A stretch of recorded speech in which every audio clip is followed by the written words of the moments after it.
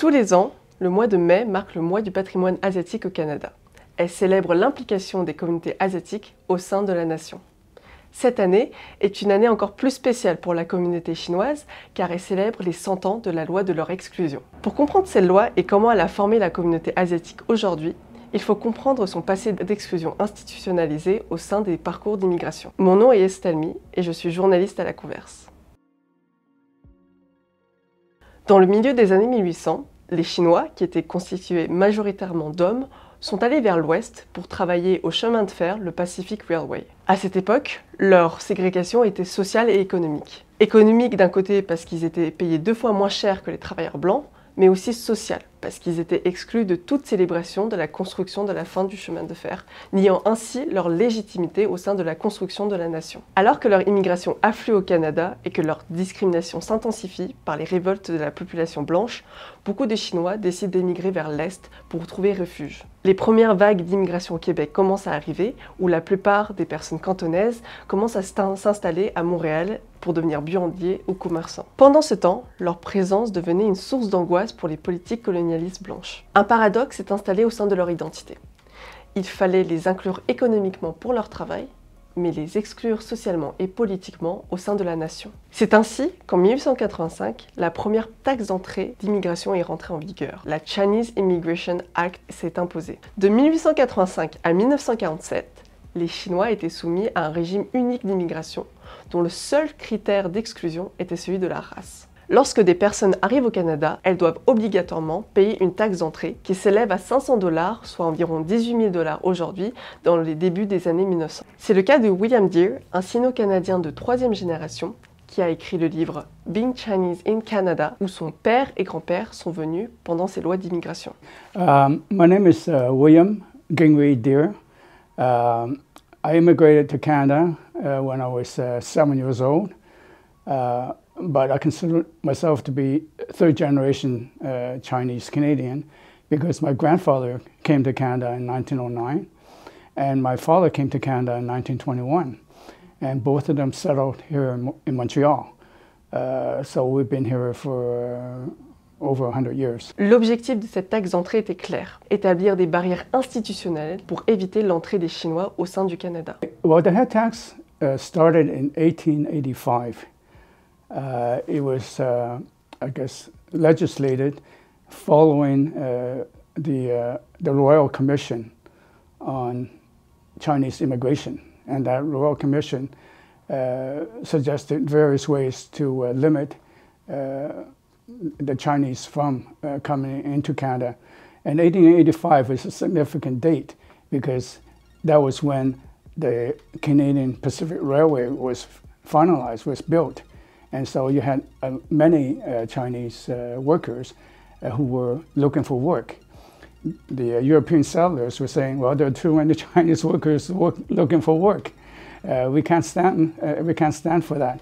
At that time, the Chinese and the indigenous peoples in British Columbia made up the majority of the population in British Columbia. En juin 1900, un des députés de la Chambre des communes du Canada, William Cameron Edwards, pose la question suivante. Quel est l'objectif de cette loi? A-t-elle pour but d'exclure les Chinois du Canada ou de collecter indirectement des impôts auprès d'eux? La réponse vint d'un autre député, Uriah Wilson, qui déclara « c'est pour les empêcher d'entrer ». C'est 20 ans plus tard, en 1923, que les mots de Wilson se concrétiseront, où l'exclusion des Chinois deviendra institutionnalisée et se rentrera en vigueur pendant près de 20 ans. Well, when my father came in 1921, his father, my grandfather, thought, I guess 1925, that's 4 years later, that he should go back to the village to get married. Okay, that's when he married my mother in 1925. But the Chinese Exclusion Act was passed in 1923, 2 years earlier. So after he married my mother, even though my mother wanted to come back here with him, she was not able to because Canada would not allow any immigration, even people within the family to come to Canada. And on top of that, my father had to come back to Canada within 2 years of him leaving Canada, or else he would have lost his right to return. En empêchant la réunification des familles chinoises, les hommes ont rompu leurs liens avec les femmes et les enfants restés en Chine, ce qui a entraîné le déclin de la communauté au Canada. And so what that meant for the family was that there was no married life for the men who had come, who are here in Canada.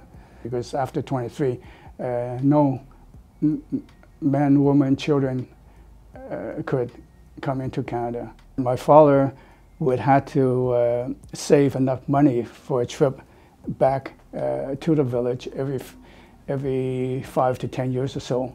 And so on each trip back to the village, he and my mother gave birth to to children, and that's how my siblings and myself were born during that time. It was a very poor situation, very bad situation for my mother back in the village. She had to take care of all the children by herself.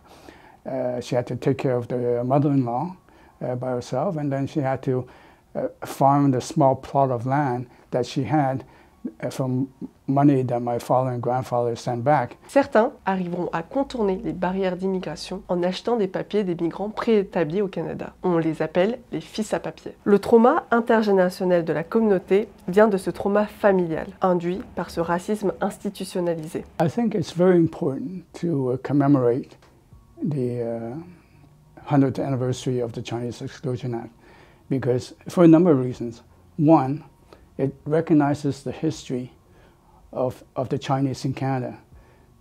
And more importantly, it recognizes the history of racial oppression of the Chinese people here in Canada. As a class of people, as a citizen, even though we did not have formal citizenship, most of the people who came settled in Canada.